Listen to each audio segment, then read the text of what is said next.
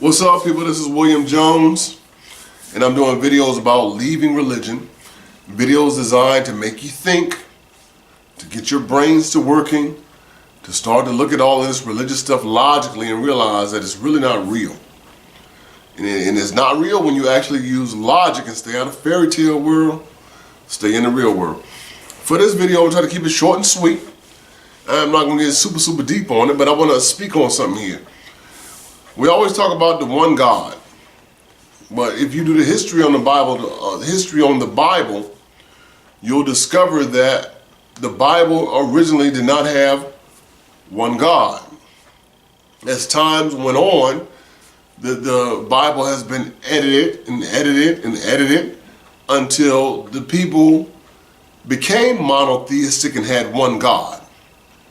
But originally they had multiple gods because the Hebrews are actually the Canaanites, which is why the Canaanite gods are the Hebrew gods. So the Hebrews are the Canaanites. Same thing as if your last name was Lewinsky. And everybody here, you say, what's your name? My name is Thomas Lewinsky. You related to Monica Lewinsky? The one that did that with President Clinton? You can never get away from it. Your name is Kardashian, Kim Kardashian? You can never get away from it. So as the Canaanite people, what did they do? Actually, the Greeks did it. That's further research. I'm just going to say it. Check it out for yourselves. So the Greeks really started with introducing the Canaanites as Hebrews or Israelites.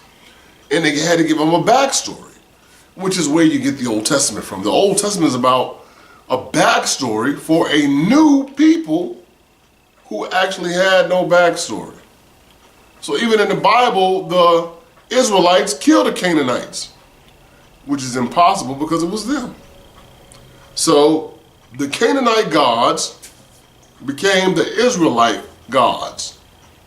You had El, who was the head god of the pantheon, just like Zeus, right? He had a wife named Asherah, just like Hera, Zeus's wife. And then they had children, Baal was one of them, and Yahweh, and some other ones, whatever. So that's how all of that started. They had other children or whatever, but it was a pantheon of gods, which makes more sense when it says in Genesis chapter 1, in the beginning, 1:1, in the beginning, God, or look at it in your Strong's Concordance, it says Elohim, which is plural of gods. And now Christians want to try to say, oh, that was the Trinity. There was no Trinity at that time.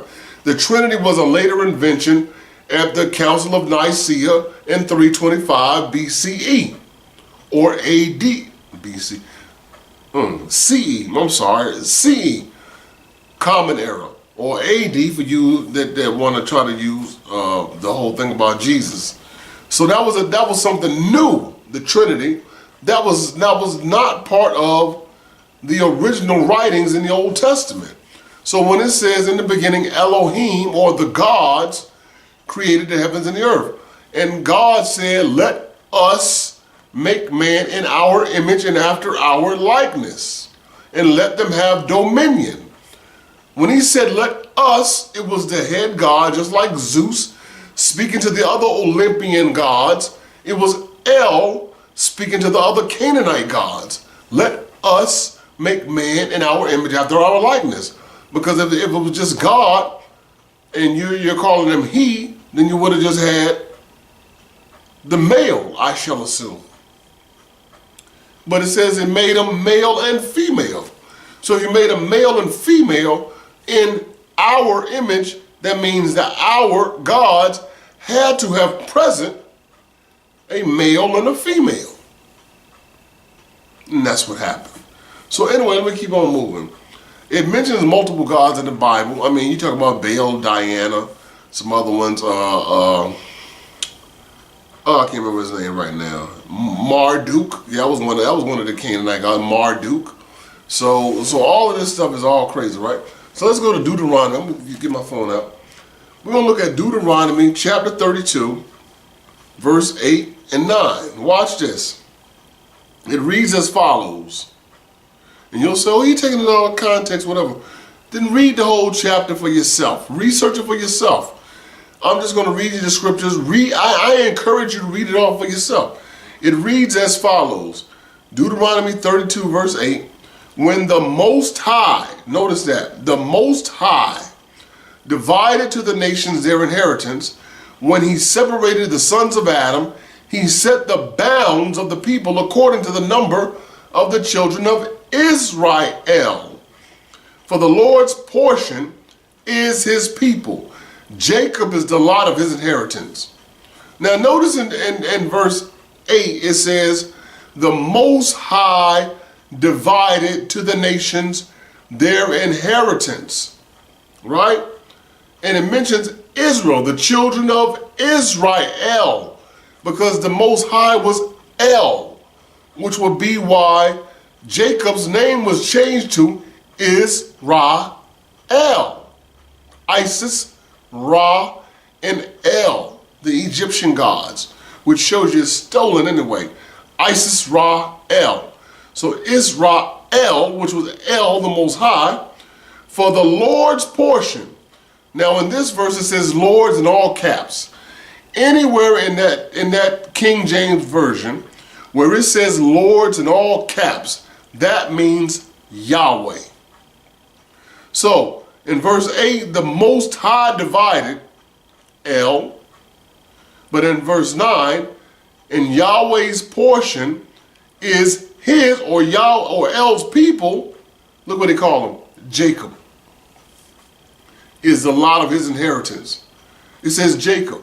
Instead of calling him Israel, when he hands him over, he says Jacob. That was his original name. Jacob became Israel. But as El gave the portion to Yahweh, it just says, and for Yahweh's portion is his people, Jacob is the lot of his inheritance. It's mentioning two different gods right here. The Bible is not about one God. El is also known as Saturn. El is Saturn. And if you notice, when the Israelites had their Sabbath day, it began on Saturn's day. Saturday. Saturn's day. Saturday. That's when the Sabbath began. And remember, their day started at evening. When the sun goes down, the day starts. Not when we do it when the sun comes up, because they get it from Genesis. There was evening, there was morning, and it was the first day. So just like when Jesus died on the cross on Easter, it was about when the sun went down, that began the Passover. So their days start when the sun goes down, which is Saturn's day. It wasn't until Constantine, who was a sun worshiper, switched the worship day to Sun Day, which is what Christians celebrate today. I'm a Christian, whatever, but you celebrate on Sunday, as the Catholics have established everything you do, because the Catholics gave you the New Testament, which you quote so adamantly, but hollow, I'm not a Catholic, but you're quoting their book. Christians are Catholics. I might have to make that another video. Christians are Catholics. But look, it's showing you different gods right here in the book. Check it out for yourself when you want to, all right? What else I want to say on that? So I'm gonna have to go into the days of the week and everything. That'll be in some other videos. But all I'm saying to you is that's two separate gods. The Bible was not about one God for a long time. That's why you still got your Trinity now. Father, Son, Holy Ghost. That's three. That's three. What you're saying is one. The three are one. For there are three that bear record in heaven. 1 John 5 and 7. For there are three that bear record in heaven. The Father, the Word, and the Holy Ghost, and these three are one.